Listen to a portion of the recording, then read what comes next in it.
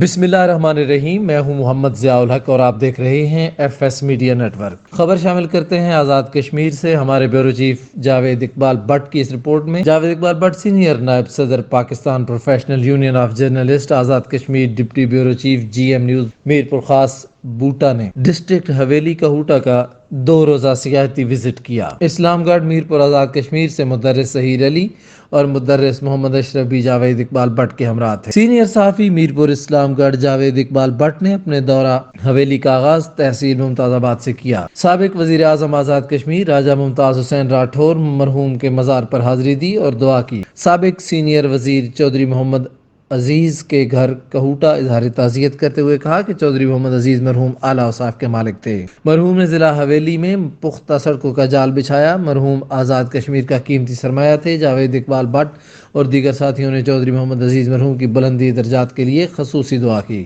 Javed Iqbal but نے district Ayub press club کے ممبران کے ہمراہ ڈپٹی کمشنر حویلی راجہ عمران شاہین سے بھی ملاقات کی۔ بعد ازاں ڈسٹرکٹ ایوب پریس کلب کے سینئر صحافی صاحبزادہ سید ماجد گیلانی، راجہ پرویز کیانی اور محمود ایوب راٹھور کے ہمراہ ہلاں آبشار کا وزٹ کیا۔